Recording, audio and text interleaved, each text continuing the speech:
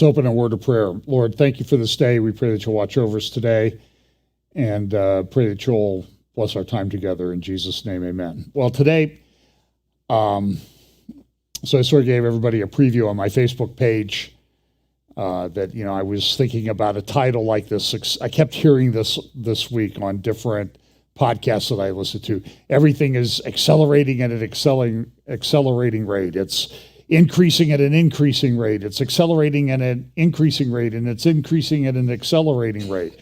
So I selected the easy one and decided to title it that because things are happening very quickly. So far as I can see, we've not had a good start to 2023. We talk about the convergence of events, and I have some really great Photoshop stuff that is not done yet that I hope to have done today.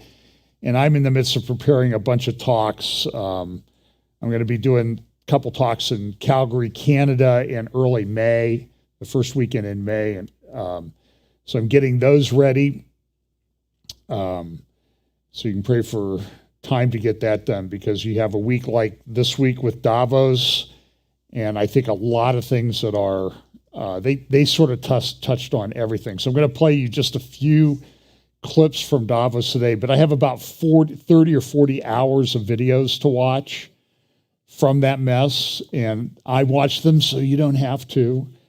But we talk, it's really incredible. So I talk about acceleration, convergence, logistics, understanding. It's nice to see everybody's kind of catching up with the accelerating part. And these are secular programs. These aren't even Bible prophecy programs, but they do talk about this.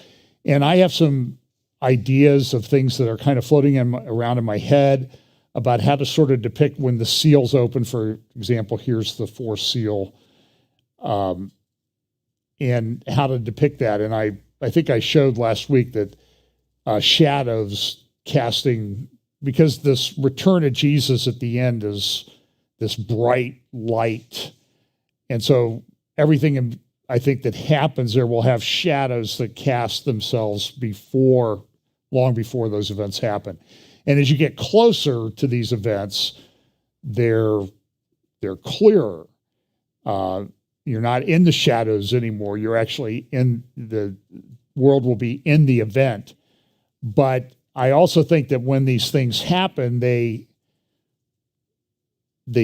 seals start to open, and I get emails from we're in the sixth seal, we're in the seventh trump, we're in the fifth trumpet so far, and I don't think we are, but make your case if you think we are. That's fine. At least you're studying the word and everything, and you're paying attention to what's going on. So I don't have a problem with that. But these seals, the seal doesn't open and everything happens. So like, for example, in this seal, it says he's given power over 1/4 of the earth to kill with the sword. So that gets translated into a mem. He's going to kill 1/4 of humanity. But I don't think that's what it says. He's given power over that, and he has this empire has the ultimate authority to do that, but I don't know that they actually do that. That's not exactly what the scripture says. That's my opinion, and it's probably a very minority opinion. If you disagree with me, that's fine. I talk to my friends all the time that have opinions that don't agree with me, and I try to be very gentle about, I think you're just wrong, or I ask them a question about it, and they think I'm wrong too. But also remember that this whole thing is a birthing process. It's not a C-section. It's not going to happen quickly. It's going to be long and drawn out. And so you see things like when you see the fifth seal, you see the martyrs under the throne. And I think this is kind of an interesting sequence. The martyrs under the throne saying, Lord, when are you going to avenge us? Now, I think the way that verse should be translated is, hey, when are you going to get around to pouring your wrath out on humanity for what they did to us? And it's kind of interesting because they're under the throne in heaven and they're saying this. And then in the sixth seal, the people of the earth say, oh, protect us because, the wrath of the Lamb has come. So in the fifth seal, the martyrs don't know that the wrath hasn't, they're looking for the wrath. And then in the sixth seal, the people on the earth say, hey, here it is. So I think there's a sequence there, and I will tell you that everybody on the planet probably disagrees with me, and that's fine, because I think this verse is operative, that as we get closer to the end, none of the wicked shall understand, but the wise shall understand. We're going to have better understanding. I went to the eye doctor recently. I've used that example all the time. I always get the E on the first line because I memorized it. And now you know what they do? They're mixing them up. So I've had a pretty good eye doctor, and he's got one of my eyes corrected down to like 20/10. But I can never remember which one it is until they start putting the things up there. But if I take off my glasses, being nearsighted, I can't see a thing on that eye chart. I know the E, but I can't see it. And it's sort of like, but as I walk closer to that chart and I get close to it, it's crystal clear. I can read all the way down to, made by whoever made it when I get close to it, even without my glasses. And I think this is how Bible prophecy is going to unfold. As we get closer to it, everything's going to get sharp and come into focus. And we're all going to have 20/10 vision at some point. But until we get there, I just think there's going to be disagreement. So just so you know that I'm preparing some things. I'm preparing for a conference in the UK. I'll post some stuff about this when information's available. Weekend conference, I think it's June 16th to 18th in the UK, and I might be over there, so if people want to contact me about before that time, kind of have to get home after the conference. Well, I can stay a little bit after the conference, particularly if you have a nice golf course that I could play or something like that. I'm just saying, we'll talk about prophecy for golf and food. I don't have any requirements, and you don't have to do it. That's fine. But if the Lord leads you, to do that.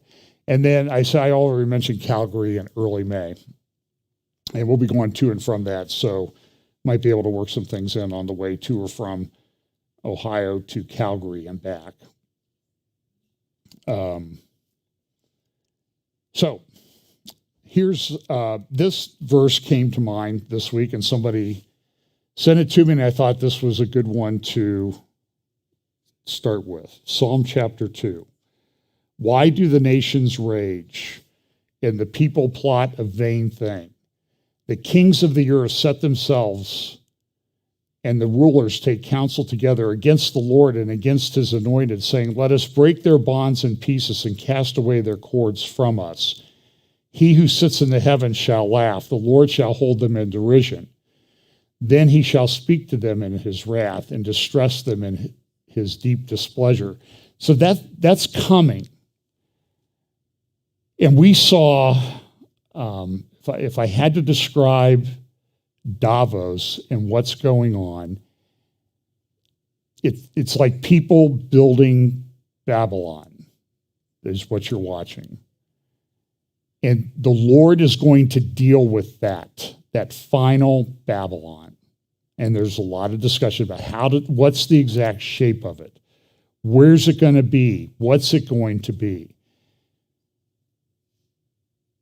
And one of the thoughts I had this week was, if you look at the prophecy pattern in the Bible as prophecy, so what happened in the past is a pattern for what will happen in the future.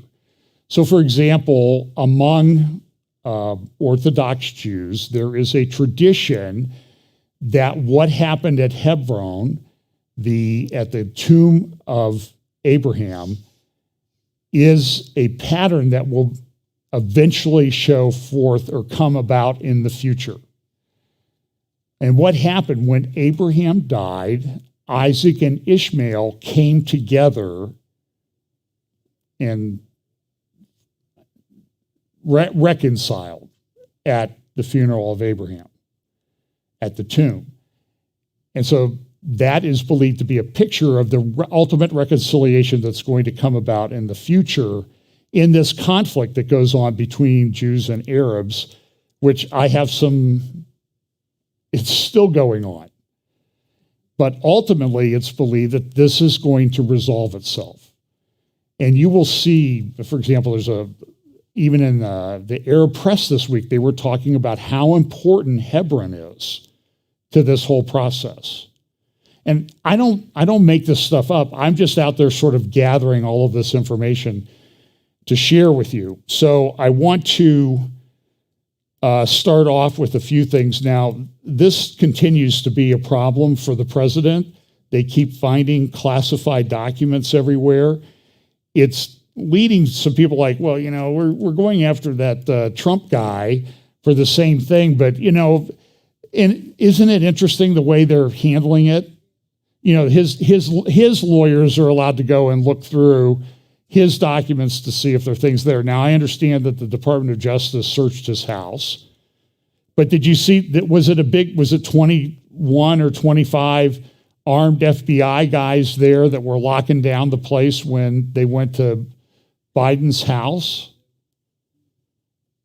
That some people think there's some indication that he might have been renting it to his son for like $49,000 a month, which meant his son had access to all of these things. And the one thing that you can glean from all of this that, and like I said, I do watch MSNBC at times just for the sort of the same reason I slow down when I go by a car wreck, okay? You're curious as to what happened.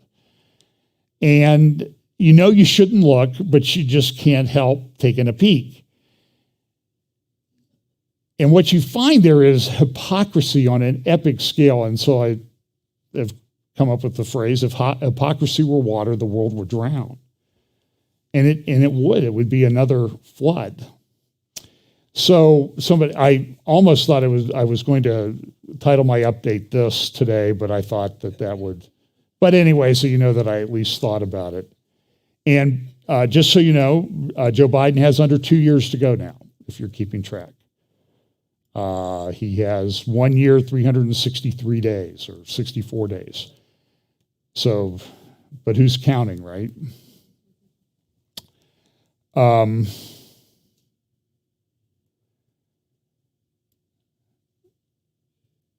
Okay, so this is this ChatGPT.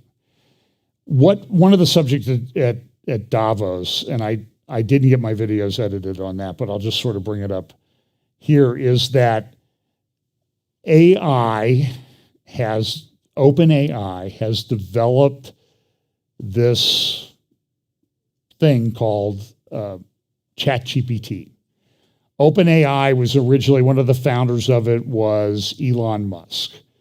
This week, there were reports in the press that Microsoft, and I think I have a video of the head of Microsoft here coming up, but talking about putting open artificial intelligence throughout all of its products and making it usable by everybody within the context of those products. Well, one of them is this ChatGPT, and people are using it for everything. I jokingly, to a friend of mine who writes, he speaks some and he writes on Bible prophecy, I said, maybe I should just get ChatGPT, since I have trouble getting all my work done, and say, please create a series of charts and timelines in the style of Clarence Larkin based on my friend's blog post about Bible prophecy, and see what happens. And that would be interesting. and I would also say, and please ignore any inconsistencies that he might have in his views, because we all have views that are a little bit inconsistent from time to time. So like I was talking about Babylon. Everybody thinks, oh, this Babylon, it's going to be this incredible thing. But maybe not, because the original Babel wasn't finished when God intervened. But what was the problem was the intent of the people. And what you see with this Davos and thing is the intent of the people of all of what they want to do and the control that they want to have and the religious thinking behind it. So I don't know how far they're going to get with all of this stuff. But I do know that my gut tells me that they're not going to get all the way they think they would like to go, because God's going to intervene. And I think we're getting close to that time where God is going to intervene. So this ChatGPT, and it's driving people crazy because, well, kids are using it for homework. They're using it to create essays. And then there's a bunch of companies that have come out and said, well, we have an app that will tell you whether this was done by ChatGPT. Well, maybe that's the scam. These companies selling apps to see if ChatGPT created work is worth it or not. Maybe because they're testing these things and they're finding they're not working that well. So there are articles. There was an article, I think I may have shared this last week or in a midweek update. They sort of blend together when I do them in the midweek, and I can't remember. Somebody wrote to me this week and said, did you talk about such and such? And I said, I think I did, but I'm not really listening to myself when I'm talking, so I don't know if I did. So I'll have to go back and check. And it's always funny because people send me things like, oh, you need to talk about this. Well, that's at minute 52 of my midweek update 3 weeks ago. And that type of thing. So I know you didn't listen, or you didn't remember, but I don't even remember. So it's not fair for me to expect everybody else to remember. But on this ChatGPT, they have articles, and one of the authors in the article is ChatGPT. They're talking about this is going to replace lawyers that do things like draft documents, draft wills, trusts, that type of thing, that you could just give it the right kind of instructions and it will do a lot of the work. And then you only need one lawyer to kind of come in and clean it up and make sure that it's okay and applicable to that particular person.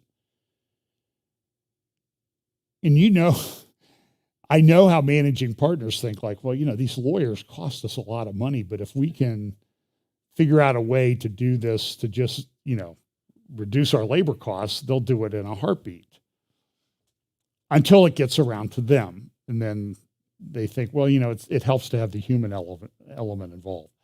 But this is a big deal. This is, so here's one, abstracts written by scientists. This is out of Nature magazine. Abstracts written by ChatGPT fool scientists. So the research scientist says, we'll be able to tell if somebody makes up an article based on data that is done by ChatGPT and artificial intelligence. And guess what? They can't tell now. The scientists, the research scientists that are supposed to be so good at this stuff. So it's becoming a problem. Now, I've been meaning to do something on this. I'll just mention it briefly. And sort of broad terms, this organization, who is the organization? Yes, the answer is who is the organization that is developing different guidelines that they're trying to incorporate into law. So if you look at their international health regulations, they have a provision in here, and they say the international health regulations are an instrument of international law that is legally binding on 196 countries, including the 194 WHO member states.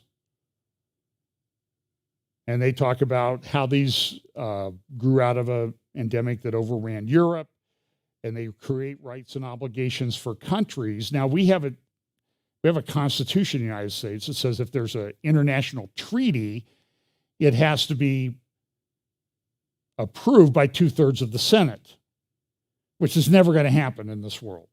At least in the politics of today, nobody has 2/3 of the Senate, and they can't agree. By the way, even in Ohio, where the Republicans have veto-proof majorities, did you see what happened with the Speaker of the House recently? The Republican Party put forward a speaker, and about 22 Republicans didn't like him, so they joined with the Democrats to elect another Republican as speaker that wasn't approved by the controlling party of the House of Representatives in the state of Ohio. So even when you have these veto-proof majorities, the politics are so divided that nobody can agree to get the 2/3 that you need.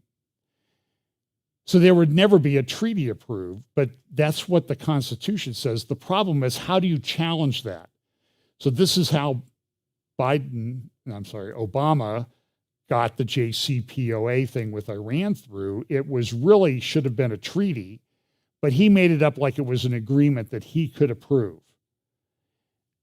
If somebody went to challenge that, it was likely that the court's going to say, you don't have standing, you don't have a dog in this fight. Well, I'm a citizen of the United States. I have a right to have treaties approved. Well, that's not, you don't have enough to bring the controversy before the court. That's how it goes. So what happens then is that somebody who wants to usurp a lot of executive power can just go ahead and do so, even though the Constitution seems to say differently. And that's a problem in the United States. And by the way, talk about it, it's a problem in Israel too. But then our own government agency charged with health, I hesitate to use their name, but I will say that this is what they say on their website. The International Health Regulations from 2005 are a legally binding agreement on 196 countries. This is what it says, legally binding agreement to build the capability to detect and report potential public health emergencies. And so now there's a whole host of things that WHO is trying to get. I feel like I'm doing an Abbott and Costello routine here. That WHO is trying to get through. Who is trying to get through? Yes, that WHO is trying to get through. No, I'm asking I'm telling you who is trying to get through. And so here's one of the Abbott Costello did a little bit better than I am. But at the global level, who shall strengthen capabilities to, and down there you see counter misinformation and disinformation. Then they talk about facilitating in Part C, facilitating sharing of biological materials and genetic sequencing data and transparent subject to equitable access to benefits derived therefrom. You can see that what they're doing is they're turning this whole digital thing into a big deal. And I played this clip from the G20 meeting that took place in Indonesia and Bali not too long ago. And listen to this health minister. I think he's from Indonesia. Let's have a digital health certificate acknowledged by WHO. If you have been vaccinated or tested properly, then you can move around. So for the next pandemic, instead of stopping the movement of the people 100%, which clogged the economy globally, you can still provide some movement of the people. Indonesia has achieved, G20 country has agreed to have this digital certificate using WHO standard, and we will submit into the next World Health Assembly in Geneva as the revision to international health regulation. So hopefully for the next pandemic, we can still see some movement of the people, some movement of the goods, and movement of the economy. So that's what a health guy wants to do. And Tony Blair, whose foundation, by the way, gets a lot of money, millions of dollars from a foundation like the Bill and Melinda Gates Foundation and some other foundations, was at Davos this week. I don't have the clip teed up, but he's saying, this is what we're going to do. What the guy in Indonesia said, this is what we're going to do. So that's what's coming. Now, one of the biggest proponents of that type of monitoring was Jacinda Ardern, the New Zealand Prime Minister. And she came out this week in a little bit of a surprise. I don't think people that really followed New Zealand politics closely were that surprised because she's very, very unpopular. I'm talking like 9% popularity rating. But it was interesting to read most of the major newspapers of the world were saying, oh, it's so terrible. She's such a wonderful, warm, caring, motherly person, and we're going to miss her so much. And she was, they had one case of Charlie Vector in New Zealand and shut the country down. One case. By the way, the person that has replaced her, is going to replace her as prime minister, was the director of the Charlie Vector policy. And remember, just to remind you what this warm, loving, caring person said, this is what she said a couple years ago. The most up-to-date information daily. You can trust us as a source of that information.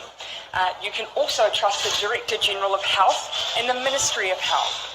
For that information, do feel free to visit at any time to clarify any rumour you may hear, covid19.govt.nz. Otherwise, dismiss anything else. We will continue to be your single source of truth. We will provide information frequently. We will share everything we can, everything else you see, a grain of salt. And so I really ask people to focus. The most egregious example of that appears to be this text which originated in Malaysia and has become a viral hoax in Australia and in New Zealand. How irresponsible is it the people that are sharing that news of a lockdown imminent in New Zealand? Yeah, and look, that's the kind of thing that adds to the anxiety that people feel. So I continue to share the message. New Zealanders must... Well, you get the point. She was she's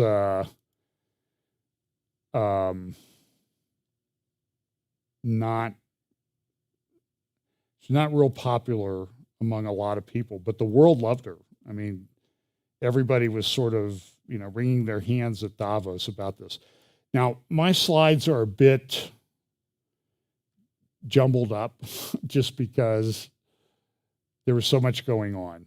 And I was trying to watch videos and I can only do so much with my time. But so I want you to see, though, that there's sort of an overarching pattern. So I'm going to jump around a little bit. What you're seeing, though, is you are seeing a lot of turmoil in a lot of different places. Protests, that type of thing. In countries in South America, there are a couple countries where it's pretty serious. Macron had 1 million people. In France, they had 1 million people on the street. And some people have trotted him out as a candidate for the Antichrist. The Economist had a cover of him a few years back where he's walking on water, and I've kind of made it so he's sort of sinking in his little Napoleon suit. So I don't know. I suppose I should have a Macron barometer. Is how far below water is he, and everything. And he's talking about building up Europe's defenses and that type of thing. By the way, with regard to the war in Ukraine, and I'll have a little bit more about that in a few minutes, but Medved, he has said, listen, if we lose nuclear war, and I'll have a few more comments about that in a moment. These were big protests in Tel Aviv, Haifa. I'm not sure if they were big ones in Jerusalem, but they were massive, tens of thousands of people, maybe hundreds of thousands of people on the streets there. This gender thing continues to be important. This is a Tavistock story in the Times. Or is that the Telegraph? I think that's the Telegraph. About this issue, and they have these big lawsuits against Tavistock, the UK's National Health Service Gender Identity Clinic. over what they did. But here's an article in this morning's New York Times: when students change gender identity and parents don't know. And so look at a couple quotes from this article. But dozens of parents whose children have socially transitioned at school told the Times they felt villainized by educators. They go on and say, you know, sometimes the teachers, they're just trying to help these students, and they help them at school and they never bring the parents in. Because it's okay, because our heart is pure as to what we really want to do, if you assume that their heart is pure. I saw a video of a lady this week holding her child, like 4 months old, saying, I'm so glad that my child is gay, gay, gay, gay, gay, gay, gay. 4 months old.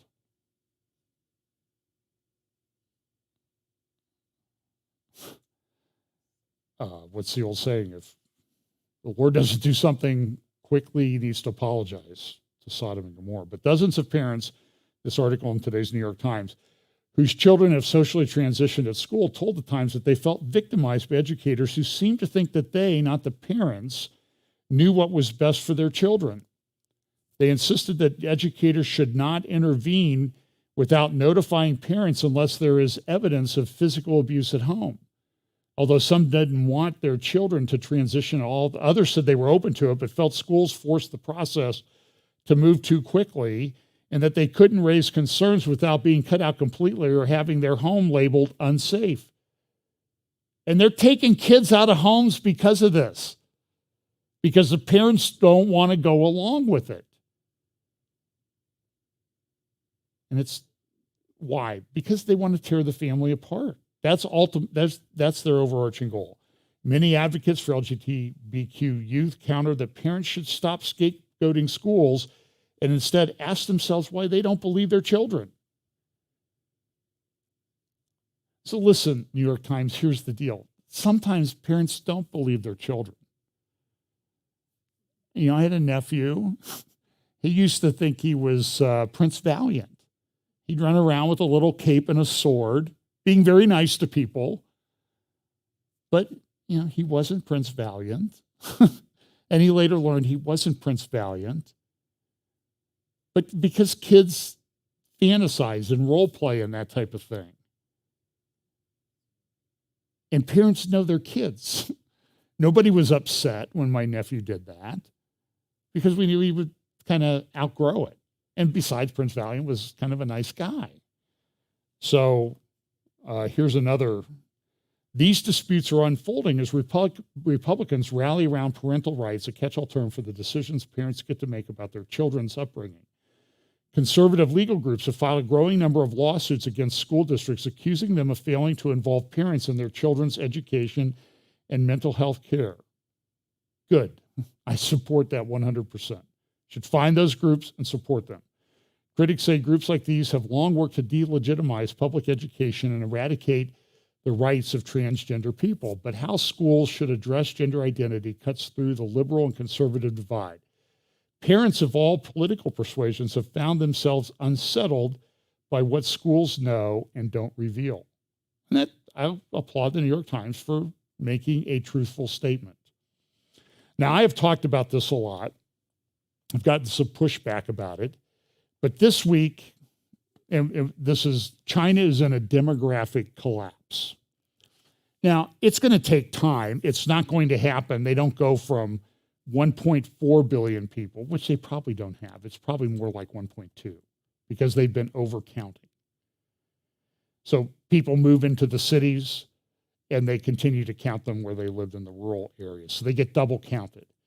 And so they have, with their one-child policy, 40 years ago, they started to have people who were thinking about it and looking at what was going on said, this is a problem. This is going to be a massive problem. And now China is the most rapidly aging population on the planet. Well, what's the problem with that? Well, you know, older people have always assumed that the younger generation is going to help support them through, you know, pensions and that sort of thing and healthcare. Now they don't have enough kids. They're running out of kids in China.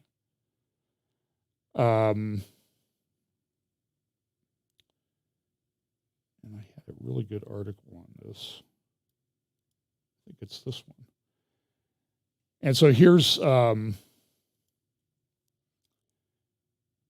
there's a couple things going on too. Here's an article. This is about a dam. The specific project they talk about is in Ecuador, a hydroelectric project dam in the mountains.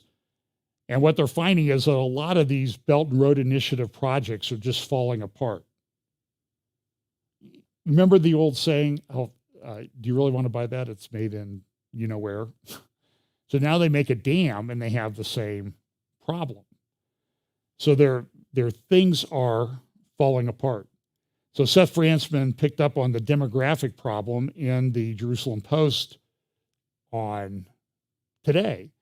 China's population decline could shake the world. And I think Seth is correct. And I give him credit for saying things I've been saying for a long time.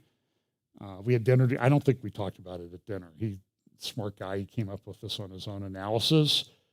And he does mention in there that, look, this is a problem because what happens, is it really going to happen? Are the forecasters correct? I can say in this case, this is pretty much unprecedented in human history on this scale. The economy that everybody thought would soon be the biggest economy in the world, and it may get there, but they're going to decline rapidly. In 30 years, they could have half the people that they have now. They already have massive numbers of empty cities and apartments all over China because they overbuilt. So what does that do to their real estate market when they just don't have the people to fill those places up that they built? They're already tearing some down. Whether the Chinese government wants to admit it or not, it's fairly well known. But this is a problem that developed, started 40 years ago. We're now seeing the results of it. And Seth in his article makes a good point, is what China has goals. We know what the generals and the people in charge of the CCP have wanted to do in the world. They want to be it. They want to control it.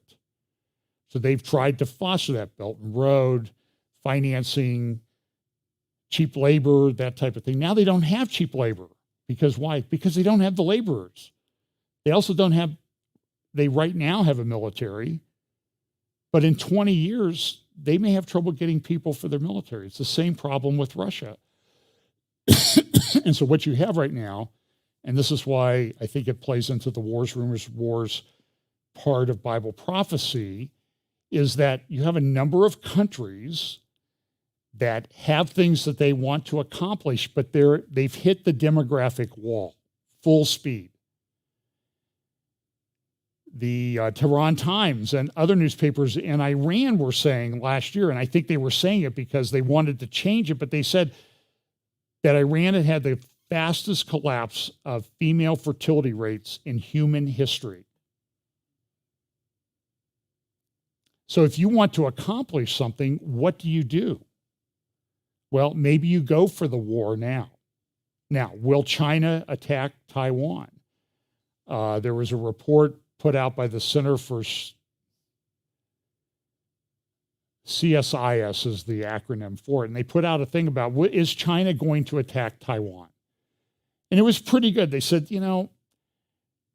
it's not as easy as they think.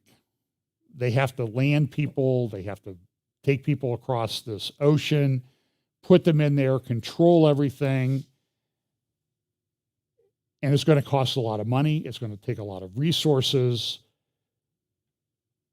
And then they evaluated, does the U.S. have the ability to stop it? And the answer was, well, maybe, maybe not, because we have a Navy, we could put assets in there, but China has these hypersonic missiles.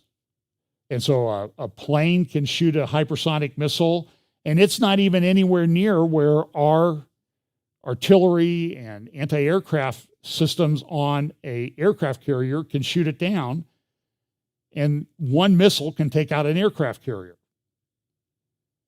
But then you have to figure out, does China have the sufficient landing capability? And I don't know that they're there yet. And they have a lot of ships. They have more ships than we do, but the ships are sort of very limited in range and function. But are they going to do this because they know, Xi Jinping knows that this is a problem. He knows that the population is going to decline. He wants to leave a legacy behind. He's, I think he's my age. He's like 68. And when you're that age, you start thinking about, what am I leaving behind? Now,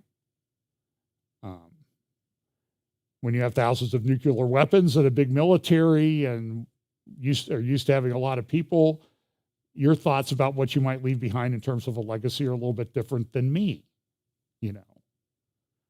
which sort of revolve around shooting my age on the golf course, getting closer, only because I'm getting older. So it's just chasing the declining ability and the age thing. I just haven't quite, I've gotten within one, but so who knows if that's ever going to happen. So China's their value. We're gonna put our growth together, that type of thing. This is an editorial from the Wall Street Journal. Adam Schiff, disinformation man, and the Twitter documents are showing that all these people are engaged in disinformation. The director of the FBI went to Davos. I don't have the clip teed up yet, and he was on a panel. They had a panel about disinformation. The chair of the panel was Brian Stelter used to be with CNN. Remember, he got fired by CNN?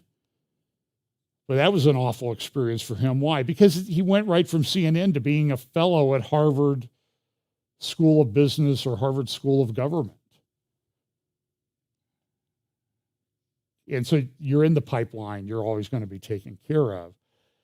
And they also had the director of the FBI, Christopher Wray, was on a panel talking about how we need to have companies and government work together to control disinformation.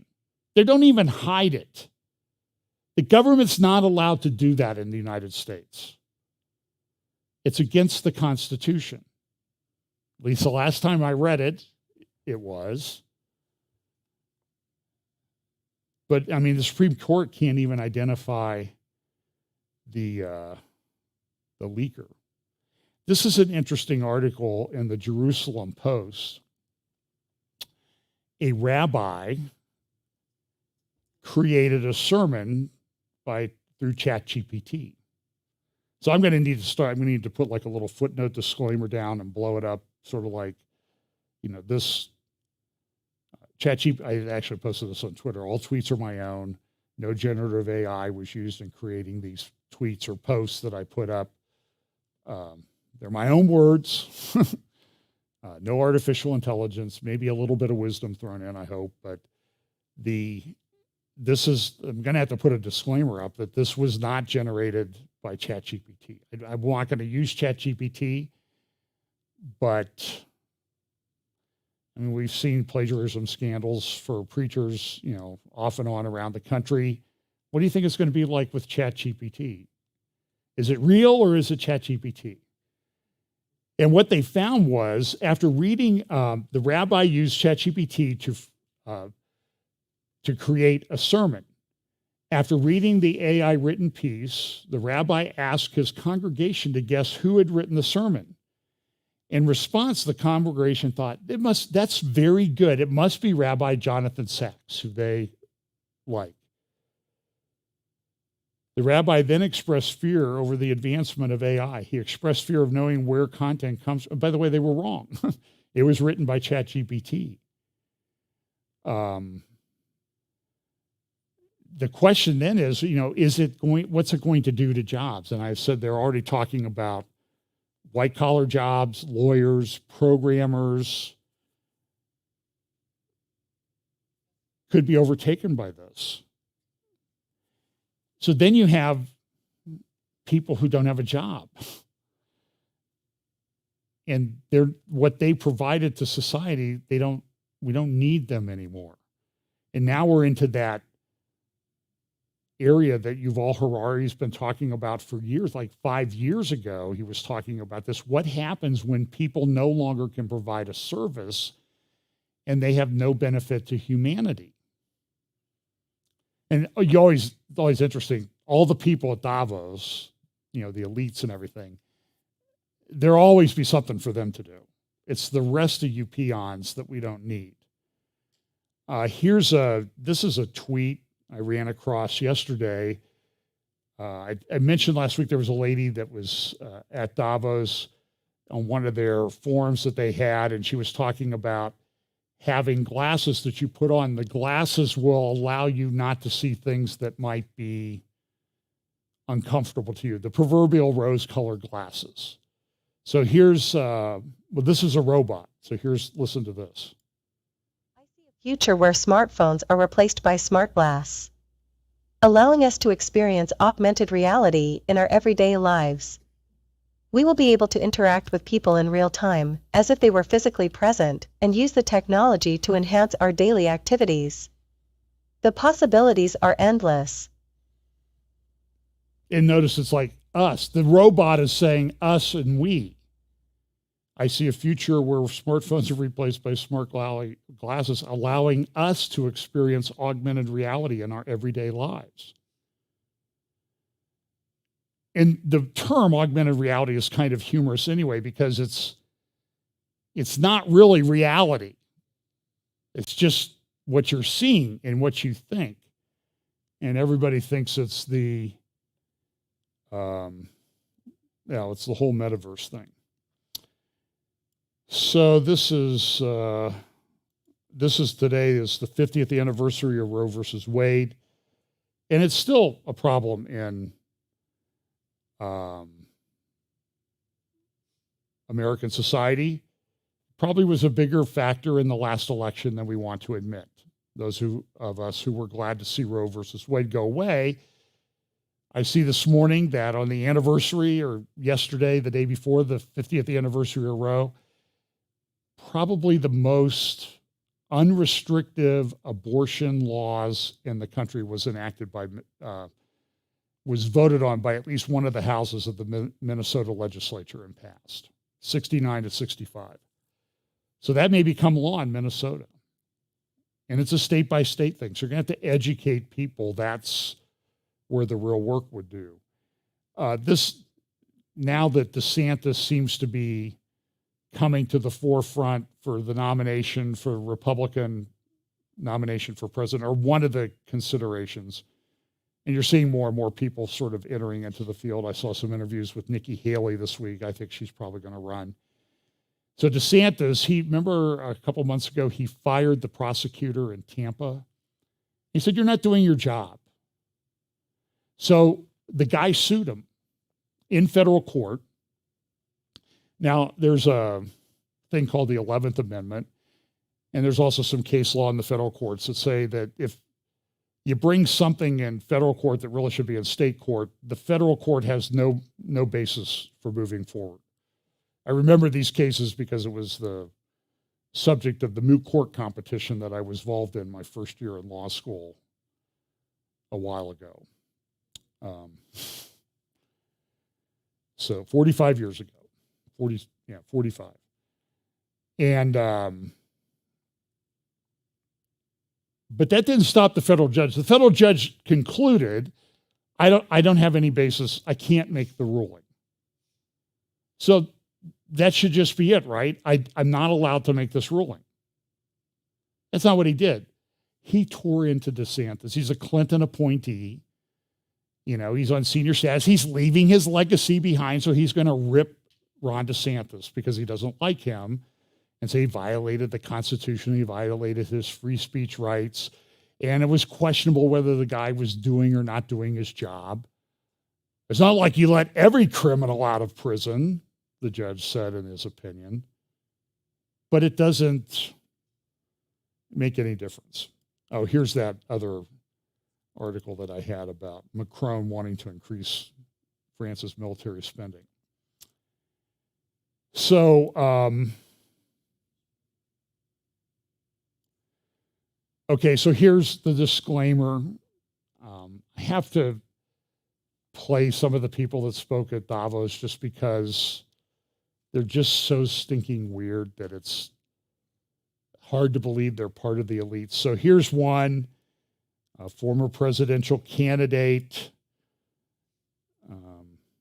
John Kerry, talking about global warming. This is interesting. Just, you got to listen to this. It's kind of interesting.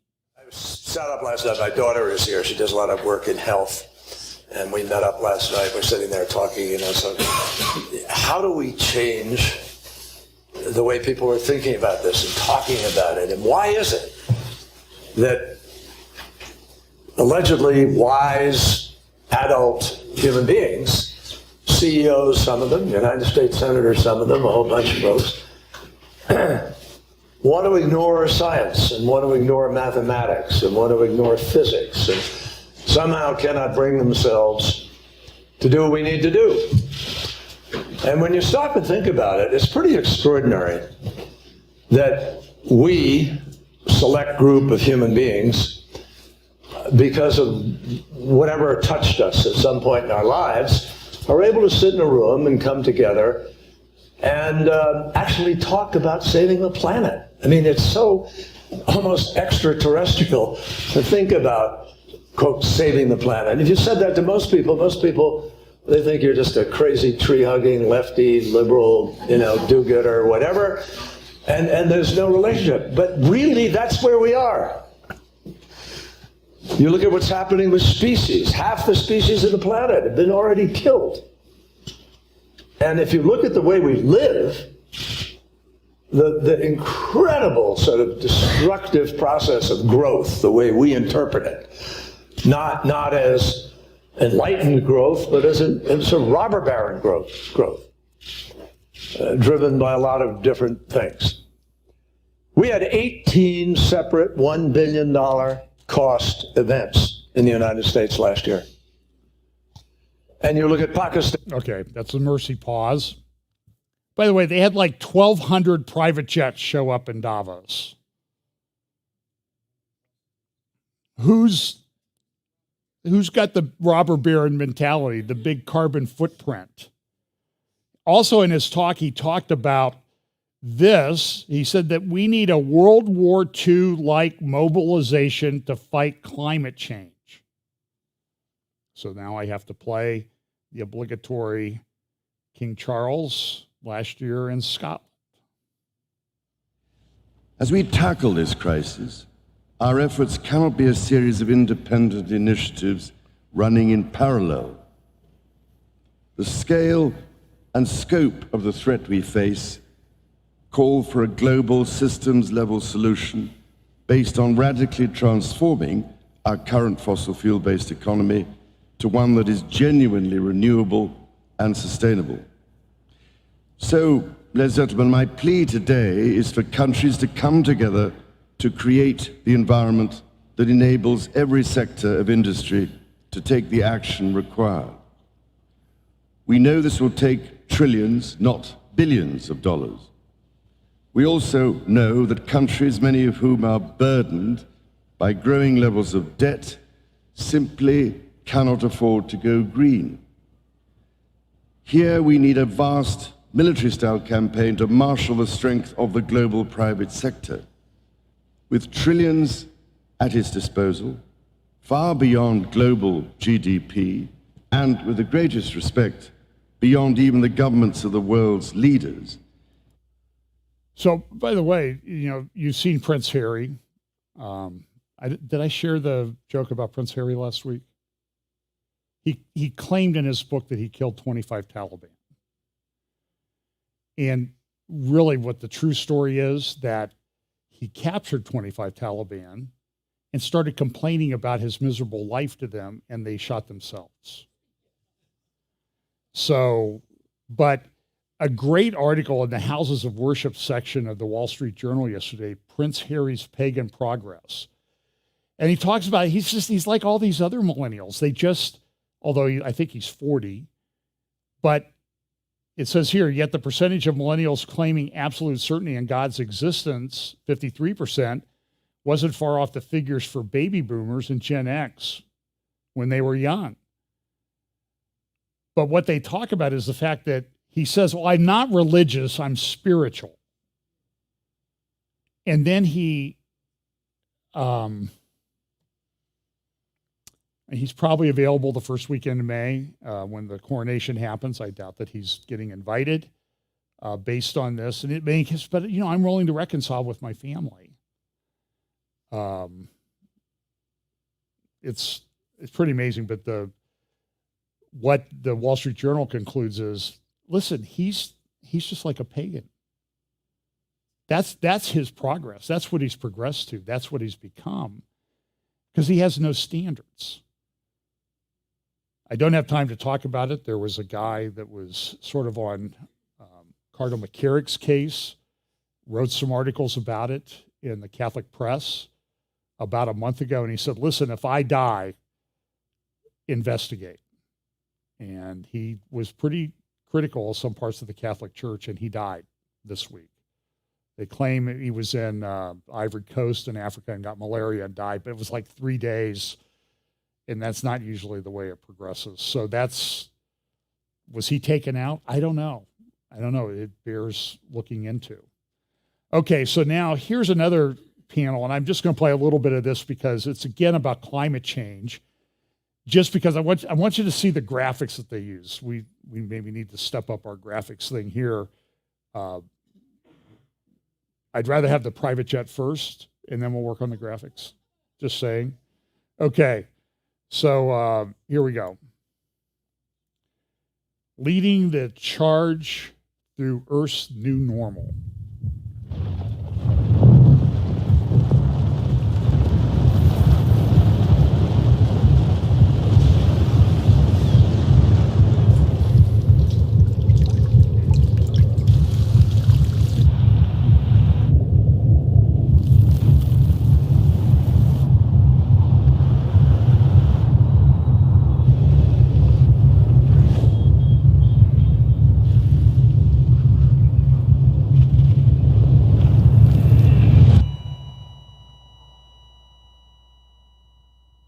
Now, when I see that, I sort of think like, that's life, right?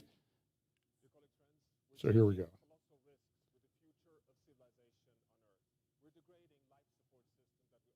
I'm not sure why this is not. Economy. The question is, why? These are the 16 tipping elements, the large biophysical systems that we have scientific evidence that it regulates the state of the entire climate system on Earth. 9 of these 16 are showing signs of instability. Push them too far, and they will shift over from supporting humanity to starting to undermine humanity. 4 of these are showing scientific evidence of now being at risk already at 1.5 degrees Celsius. We're approaching this point very rapidly. 2 of them, the Greenland ice sheet and the West Antarctic ice sheet, together represent 10 meters sea level rise. This shows scientifically that 1.5 degrees Celsius is a physical limit. It is not a political target. But what I say now... Wait a minute.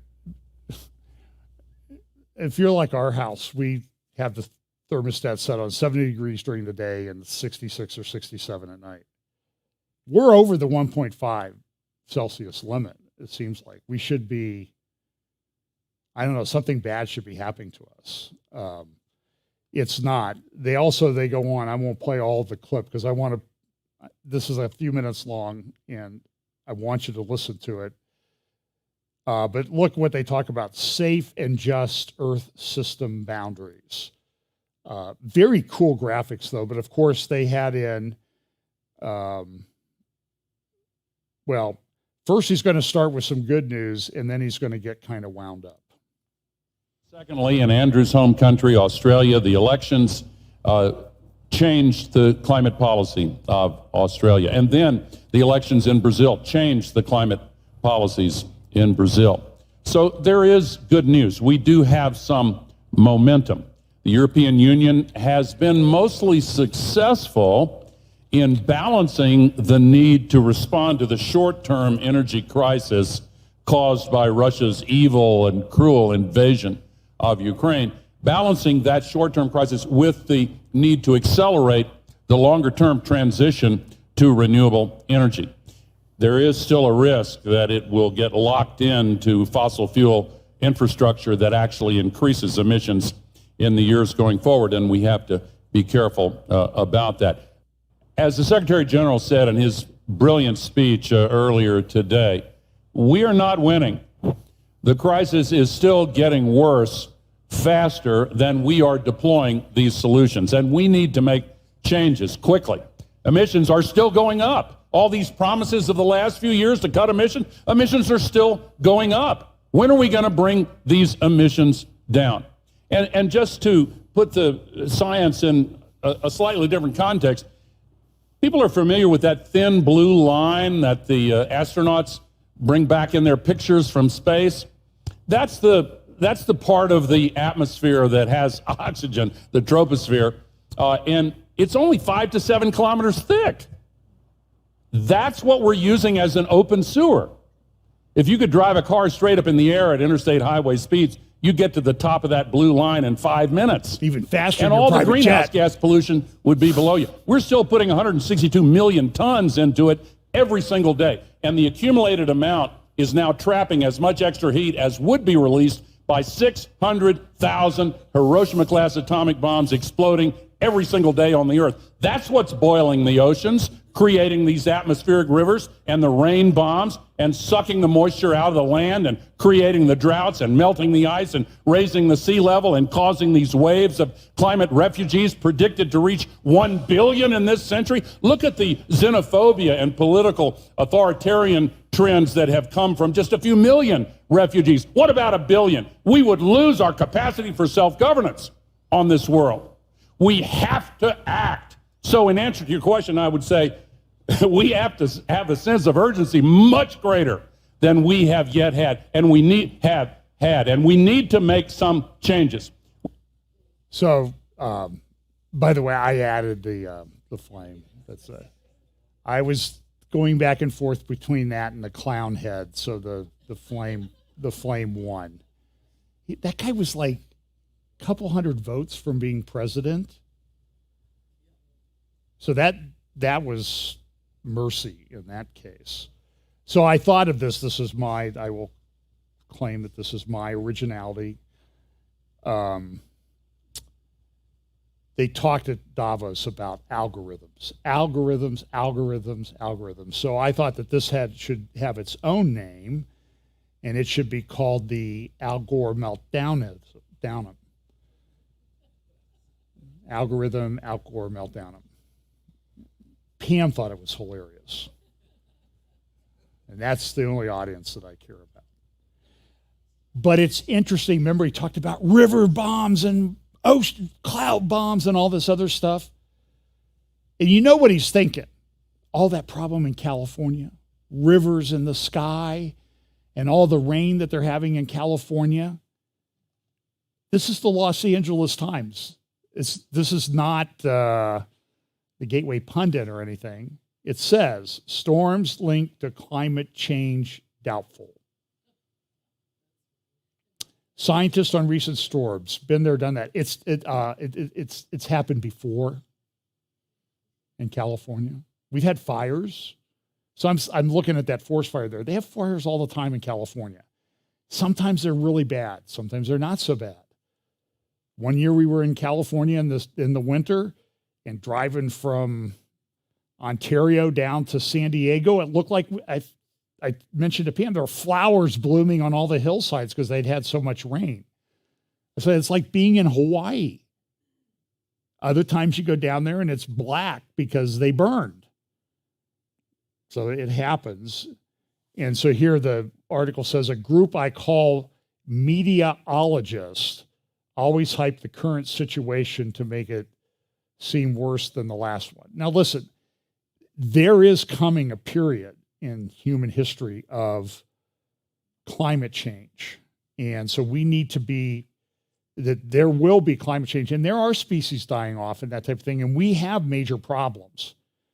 So don't let the extremists on this side blind us to the fact that God's going to pour out his judgments on this earth at some point. Of course, they'll have an explanation. It's all you crazy people with refrigerators and air conditioning and gas stoves. They're not going to stop at gas stoves. They've backed off that now. Do you think that they've put that one away forever? No. They're coming after your gas furnace next. So this is a video. I'm not sure. I have it teed up and I don't know what it is, so we'll see what it is. Oh, this is an Israeli weapon that they're putting out to deal with some of the, it's a loitering drone, they call it. Israel has some really cool technology. And they can put weapons on these things. I saw a video this week of, not a video, a picture in one of the newspapers this morning about the drones that some of the Ukrainians are using, because you can go buy them. They're relatively cheap. They're even cheaper when you're getting billions of dollars from the United States to buy them, but you can go out and they're taking these drones and they're weaponizing them, and they're taking out Russian troops with them. And the Russians aren't happy about that. So they're getting Iranian drones, but the Ukrainian, the technology is asymmetrical now. So this is one that Israel's developed called Point Blank. Let's see here. So I'm going to talk a little bit about some of the things that are going on. For example, here's an article from the London Times today about the war in Ukraine. There appears to be, there's going to be a big push by Russia. They brought a few 100,000 troops in. I don't know what's going to happen. I would say objectively, I don't think Russia has done that well. But actually, I have a few more things to say about that in a little bit. But here is a talk about artificial intelligence involving the head of Microsoft and our favorite villain from Bond casting, Klaus Schwab, speaking about artificial intelligence at Davos this week. Good afternoon, ladies and gentlemen. Need it turned up? Great pleasure to continue what we did already in the past, to have a dialogue with Satya Nadella, who I don't have to introduce him, who probably is the most regarded and respected leader in industry and chairman and CEO of Microsoft.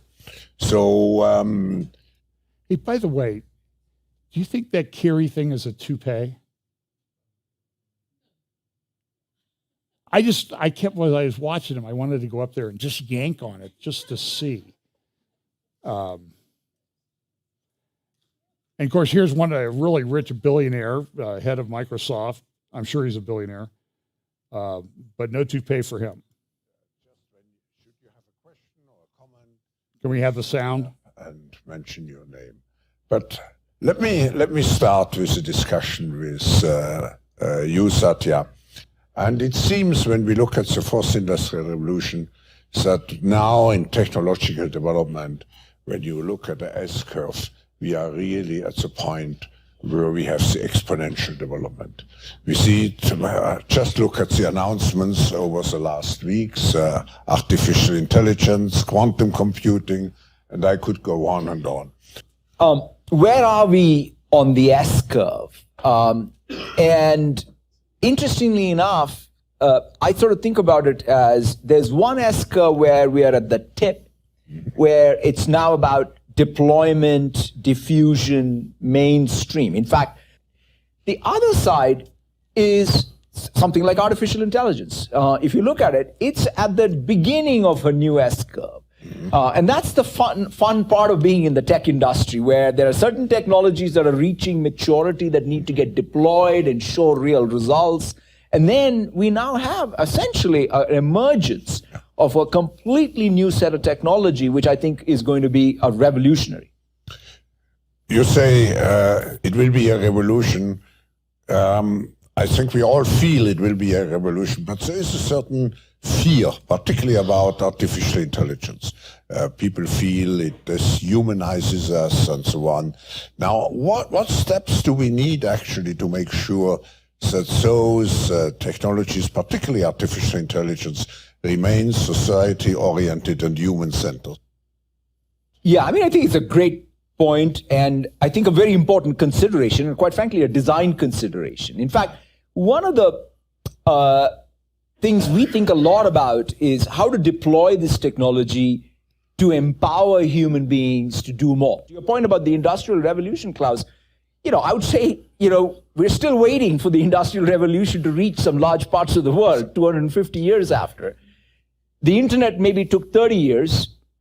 Maybe the cloud and mobile took 15 years. And now I think we're talking months, which to me, I think is perhaps the benefit. Doesn't mean, to your core question, we shouldn't take something like AI safety as a core consideration right, at the design time. And so therefore, even when we launch these APIs, which we did this week, one of the key things is the APIs have safety built into it for harmful content or the context in which they're used. So a lot of work needs to go into it still, but we think of both the unintended consequences and the benefits both being something that we harness. So you saw what he's talking about. He's talking about this industrial revolution 250 years ago, then the internet 30 years ago, then I forget what he said, something come in 15 years ago. Smartphones, they're like maybe 15, the smartphones we have, I don't even think they're 15 years old now yet. And how quickly has it gone? So there's a concept, and I think this applies to Bible prophecy. There's a sort of a whatever, that word, logarithm. That growth is sort of steady, incremental in the same increments. And then you have the exponential growth where the graph just goes straight up. And when I was doing talks on development of technology and information in business, we had this growth for a long time. And then technology came and email came, and then boom, it was an exponential growth. And it continues to grow. I mean, the amount of information, expands wildly, like doubles every few days in the world. And that's information, that's not wisdom. The wisdom is still not growing that much. It seems to actually be on a decline in some respects. But so one of the other things that came up at the Davos was some talks about Israel and the Middle East. They had a couple panels. Here's one panel. I think this panel is the foreign minister of Qatar, who has some things to say. Well, I think the first guy is the Jordanian finance minister, then the head of Qatar. Listen to what the guy at Jordan says, because it's kind of interesting in the context of all the conflicts and everything that are going on. What just Pekka mentioned about referring to the Charter of United Nations, and no one from us, no one, at least Qatar, GCC, all of the countries, we voted, for example, for the resolution. No one would like to see an aggression toward another country or threatening of using of power, and we want to see everyone standing up and abiding by the UN Charter. But what really, struck us in the region when we are looking at the world, mobilizing only for specific cases and specific causes, and we've been in the Middle East suffering for decades from all violations for UN Charter, including from the Palestinian-Israeli issue to the Syrian issue, and just a lot of other things going on. We would like to see the same world stand for these kinds of causes, because unfortunately we still. So translation, what he's saying is it's interesting that they have some audio issues where they have all these really important people come in. But what he's saying is, listen, we want the same world focus on the Palestinian issue as is given to Ukraine. by the world. Because to Qatar, it's a big deal. And Qatar's Muslim Brotherhood, big Muslim Brotherhood supporters. So now here is this one will have the Jordanian Jordanian finance minister, followed by the foreign minister of Saudi Arabia, also discussing the Palestinian issue. But I think we need to be very vigilant as the global economy has become so. I think we used to think of black swans as tail-end events. Well, now they're the norm. We've gotten 3 massive shocks back-to-back economically, globally, which we're still witnessing. And I think we need to start preparing ourselves for these shocks as the norm rather than every blue moon. If you connect all of the above, we kept the economy for the end. I think that's the problem. The problem starts with the economy. The challenge in the Middle East is an economic challenge as much as anything else, and that's translating into a political fragmentation. As a Minister of Finance, through the era of COVID, stagflation, and what have you, my focus is macro stability. And we used to always think that macro stability will yield micro stability as a byproduct. I think there lies the fault. I think we have to treat it as a prerequisite for macro stability. Households need to believe, genuinely believe in the Arab world, that the standard of living of their children will be better than their own. And it's this deficit of hope that denied the region a lot of its potential, that made us stop from dreaming of a better tomorrow. And I think we need to regain the momentum of owning a better future. And it starts with thinking indigenously. Yes, we're in the same body of water, but we're in different boats. There are oil exporters, there are oil importers, and within oil importers, there are countries which front-loaded reform before the storms hit, like Jordan. We got upgraded at a time when many countries in the world are getting sovereign downgrades, and there are countries which haven't. And I think we need to differentiate and vote with our own investment money. What model does the region deserve to have? In Washington, there is a great degree of enthusiasm about the Abraham Accords and what has been seen as a real changing shift in the region vis-a-vis Israel, especially from the Gulf states, the states that have recognized or created relations with Israel, and those that are warming to Israel in certain ways. How does the new government that we see in Israel, one that includes incredibly extremist figures in its top ranks, affect this changing trend? I mean, look, Palestine remains an incredibly important, evocative issue in our region. It remains incredibly consequential and remains unresolved. And the focus really needs to be on a pathway to resolving this conflict. And that's only going to happen with negotiations between the Palestinians and the Israelis in the spirit of reaching real agreements and reaching, in the end, we believe, a Palestinian state with East Jerusalem as its capital. And that should be the priority, and that should be an engagement that we're doing in the international community. The new government in Israel is sending some signals that maybe are not conducive to that. I hope that in the end, they will see that it is in their interest, and not just their interest, but the wider region, that they engage seriously on resolving the Palestinian conflict. Because if we resolve that conflict, if we are able to find a resolution that gives the Palestinians dignity, and I like what Mr. says, it's just that hope is the key. We need to be able to give the Palestinians hope, and the only pathway to hope is a state and dignity and sovereignty for the Palestinian people. Okay, so in my midweek update, I talked a lot about this article. This is an article that was written by a guy named John Hanna, who is Dick Cheney's national security advisor, I believe, or one of them. And he and a delegation of Jewish individuals had gone to Saudi Arabia recently and met with some high-level government people.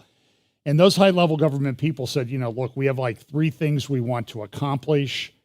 We know that, Prime Minister Netanyahu has said that we need to make peace with Saudi Arabia. That's one of his 2 major things that he wants to accomplish.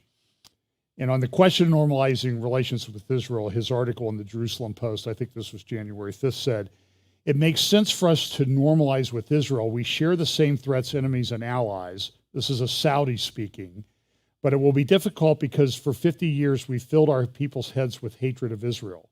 We still have extremists. They will attack us. The Iranians will stir up instability. Our economy could suffer. Our standing as the leader of the Islamic world could suffer. The risks are real, but we're prepared to take them. We're prepared to take them, but we need several things from the United States. We need a written agreement defining our strategic partnership, and the U.S. and Saudi are kind of not on the best terms. We need a status that assures us that U.S. weapons sales will be reliable, that we can rely on them, because they've got an Iranian problem. And third, an agreement with the U.S. on civilian nuclear cooperation that doesn't require us to forego the ability to enrich uranium. Saudi Arabia possesses 7% of the world's deposits. And so, as Hannah notes, is the problem, of course, is that President Biden seems in no mood to consider a significant upgrade in relation with the kingdom's de facto ruler, Crown Prince MBS. And so what you're seeing is a lot of work being done by Saudi Arabia, by Qatar, to make themselves seem more normal to the world. I think this is part of this Abraham Accords process. This is part of what I do think is a process that's part of Bible prophecy. Some people call it sports washing, just like in the business world, they do greenwashing. They make it, well, look at how great we are being a green company and care about the environment. And so what's Saudi Arabia doing? You know, they've got the golf tour. They just got a contract for that. And then another, I think the National Press Club came out and said, we can't believe that they entered into this. The Saudis, they're just faking everybody out. They're really evil, and they're trying to sports wash what they're doing. Qatar just had the World Cup. So you're seeing a lot of different moving pieces here in this whole process in the Middle East that I find to be kind of interesting. There was also a very good article in Gatestone Institute about Iran. Iran is a big problem. And this article talks about Iran has problems. They're essentially having what appears to be a revolution going on, but nobody from the United States seems to be supporting it. And they hope that it will die out. But this article in the Gatestone Institute this week says the question that Khomeini faces, and he says, listen, Khomeini is part of a group. And when he started, there were like 14 people around Khomeini. He's the only one that survived. Most of them are gone. A lot were executed. A lot were thrown in prison. Others learned their lesson and just kind of went off and made money. I think Rafsanjani was one of those. He was, I think, president of Iran for a while, controlled, like most of the Iranian mullahs do, a large fortune, even though they don't live lavish lifestyles like the people across the Gulf in Saudi Arabia do. But it is a problem. And everybody, there's this whole thing about the Temple Mount and Ben Gvir going up there. And you saw that the Saudi foreign minister said, there's and the guy from Qatar also, there are these extremists in charge in Israel, and we can't really trust them. And so they're bringing the Palestinian issue up. And this is,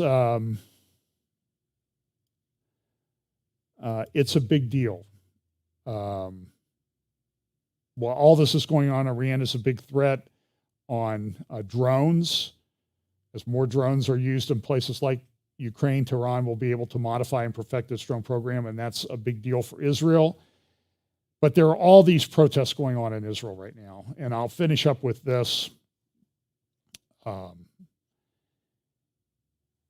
Netanyahu came in. He's got a coalition with the religious, conservative Zionists and some Orthodox and ultra-Orthodox parties. He gave them certain portfolios. One of the guys is a guy named Deri, D-E-R-I, and he has been convicted of tax, maybe bribery in the past. And he had a plea agreement that he entered into about a year ago. And so somebody took it to the Supreme Court, and the Supreme Court, in the context of the Netanyahu coalition trying to put through some judicial reforms, because they think that the judges get out of control, So one of the judges took this plea agreement and said, oh, well, he meant that he would never serve as a minister in the government. And that's not what the plea agreement says. But that's what the court said it said. So now he has to go out. Netanyahu, you have to fire him as a minister. Okay? What's the problem with that? Because then his party has come out and said, now I think they may have backed off this, but initially they said, Netanyahu, if you fire him, we're withdrawing from the coalition and your government fails. Because they control, like, I think 11 seats, the Shas party. And so now is Israel going to have to go to more elections? I mean, the whole thing is very destabilizing to the government. I mean, I was just there 4 weeks ago, and the government had not been sworn in yet. And now they're already talking about it failing. And then they also came out with an article, and the article said, listen, Netanyahu, you're under indictment and you're trying to put through judicial reforms. So now the Attorney General of Israel is considering whether or not Netanyahu should be declared unfit for office. So I think one conclusion you should come to with politicians is they're probably all unfit for office in some degree. I hate to say that. Politics is compromise. And so, I mean, there are people, I've talked to them in Israel, you know, some friends of mine, they just can't stand Netanyahu. Others love him.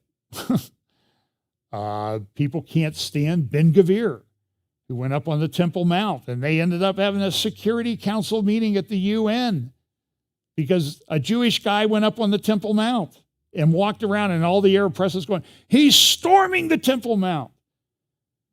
He just was walking around. I've played the video of it. But it's a big deal. This Temple Mount thing is a big deal. Now, I think the Shas party, I could be wrong in this, I don't think they want to build a temple. They think the Messiah will build the temple. But someone like Ben Gvir was like, we're gonna build it. It's where our temple was. We're going to build our temple. And you have the red heifers all going. So you have all this convergence of all these different things, and people talking about peace. And you know, you had the Trump plan, and there's supposedly this Saudi Arabian plan that's being floated around out there. And it may come about. And so is this the treaty, the covenant that everybody talks about in Bible prophecy? I guess we'll see when we get there if it happens. But I think we're at a stage where we're pretty close. But then the question is anybody going to be willing to say that this is that which was prophesied? That's always going to be the question. And I think we're close. So the Israeli court blocked the appointment of Dari to he was the health minister, interior and health minister. And there was kind of an expansive definition given to that. That's also causing some problems. And so you read an article, like I read an article this morning, I don't have a link here, but the Times of Israel. You can find it. Times of Israel is going, this is terrible. These people shouldn't be in the government. It's glad that, 150,000 people came out to protest this in cities across Israel. These people are terrible. They want to control everything. Awful, awful, awful. And even if we get rid of him, he's still got people in his party that are going to come in and do what he wants to do. And this guy's been pretty popular in the Orthodox community because he's delivered. Okay, the ultra-Orthodox, they don't really work. They get government support. They don't have to serve in the army. And there's a lot of resentment in Israel about it. Some people talk about the fact that Israel seems to be moving towards a civil war. Now, the Wall Street Journal has a good article. Probably will be in tomorrow's Wall Street Journal, Who's Threatening Israeli Democracy? And they make the point is every time a right-wing government gets in place, everybody says it's a threat to democracy. And in Israel, the protests were based on, we're protesting the undemocratic Netanyahu coalition, who were democratically elected. and who are being kicked out by judges who weren't democratically elected. And there's a pretty significant parallel in my mind between what's going on in Israel and what we have going on here. And in our country, you can make this statement is as true as anything else that I ever say. The left, particularly in the US, will always accuse you of doing what they do. So you're a threat to democracy. Okay, that you've just now identified who really is the threat to democracy. And you saw, was it Kerry or Al Gore? Well, you know, down there in Brazil, we had a great climate change guy get into office. You see that? And so which side of the aisle do you think he comes from? So this is Josh, what's his name? Hang on. I have Newsweek magazine. They're actually publishing some conservative people. Caroline Glick writes for them regularly. She has a good article on the Saudi issue and the history of that and the conflict and how never have really made anybody take away the hope of the Palestinians to having a state. They've been able to do all this stuff without any consequences. That's sort of an overstatement as to what she says, but I think you get the point. Daniel Pipe says that the problem will always exist until Israel defeats their enemy, and means really defeats them, not gives them land, not gives them a state.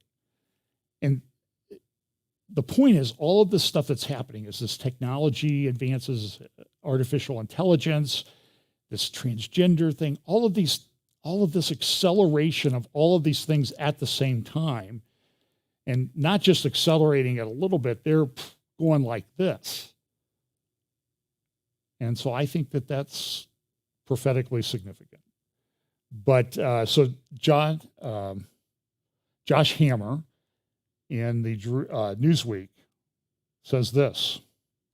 Now, listen, to people that don't like Netanyahu, this will be very offensive, but I think he makes a good point, and he sort of comes at it like the Wall Street Journal article did, that maybe we should dig a little deeper here. Can we do some judicial reforms? I think that the level in Israel, at least having been there recently and kind of watching things a little closer than I can here, the level of animosity is at a point where I don't think Netanyahu could propose anything. And so now the Attorney General is coming out saying, I'm going to examine it, but Netanyahu may be unfit for office because he has a conflict of interest. And so they have bribery cases against him, and they're saying, well, you can't do this because you're under indictment. You haven't been convicted, so you can't do this because you're under indictment. Well, try the case and get it over with. Well, the case is going to take 5 years. Let's see, Netanyahu's 71, 72. So what are they trying to do? They're trying to get him to where he can't serve because he's too old. So just get the case over with, for crying out loud. You know, if he's guilty, he's guilty. Try your case. But man, this thing, I've had cases that lasted 10 years, but this one is just. So anyway, so here's what Josh Hammer says in Newsweek, and I'll be done. The current hullabaloo, merely the most recent manifestation of this inveterate Jew-bashing addiction, takes the form of the roiling debate over the new Benjamin Netanyahu-led Israeli government's proposed judicial reform package. Tens of thousands of activists have taken to Israel's streets to protest the proposal, and newspaper editorial boards from Washington, D.C. to Brussels have condemned the reforms in no uncertain terms. If one were to believe the critics, the government's judicial reform, if successfully implemented, would make Israel more authoritarian, undermine the country's liberal democracy, result in democratic backsliding, or egad, make Israel resemble Viktor Orban's Hungary. As Proverbs 26:11 teaches, as a dog returns to his vomit, so does a fool to repeat his folly. There is no substantive basis whatsoever for these performative shrieks of hysteria. The Netanyahu-led government's judicial reform package is just and proper as a matter of both political theory and comparative constitutional law. Ironically, moreover, despite the reflexive condemnations of those purportedly concerned about the health of Israel's vibrant democracy, the judicial reform package would substantially bolster Israel's actual democracy by diminishing its juristocracy. I love that. That's a new word I'm going to use, juristocracy. The judges rule. And he goes on. So you might go to Newsweek and dig up this article by Josh Hammer. Talk about the fact that they've overturned laws in the past on rather flimsy grounds. And so in the case of this guy, the way the decision that I was able to read about the decision, not the actual decision, but seemed to say, well, we're gonna put in a reasonable test. Well, what's reasonable? Well, we will tell you what reasonable is. It sort of reminds you of what was it Justice Brennan in one of the famous free speech cases involving pornography said, what is pornography? Well, I know it when I see it.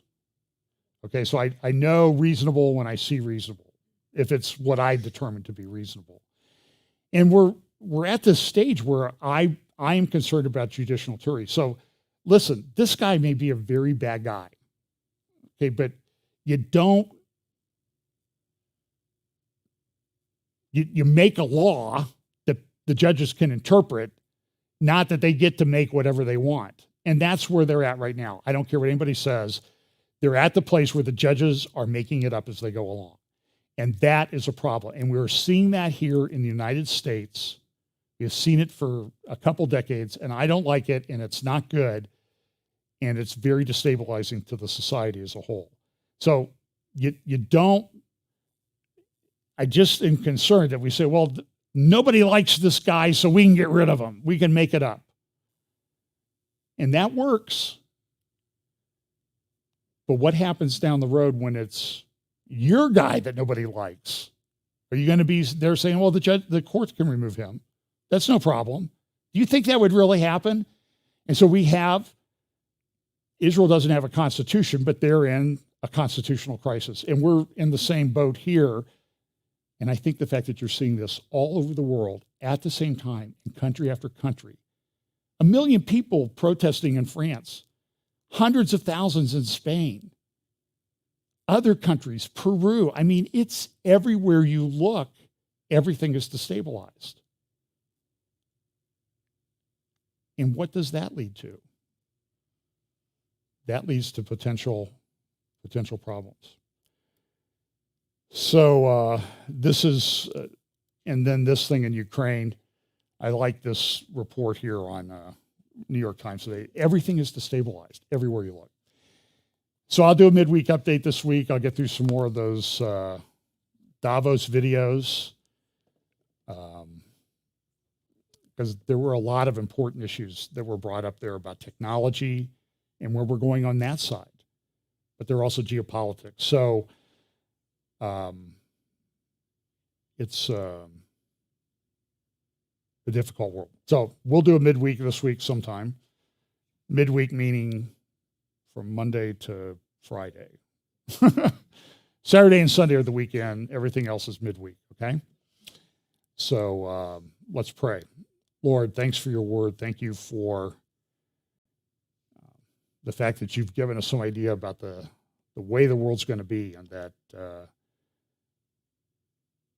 the admonition that Paul gave about standing firm in the faith and acting like men becomes more true every day. So help us to do that. Help us to share the gospel with those around us. Pray for Charles and Sandra and their family at the homegoing of Sandra's mother, and that you'll make all those arrangements work out. Bless us this week. In Jesus' name, amen.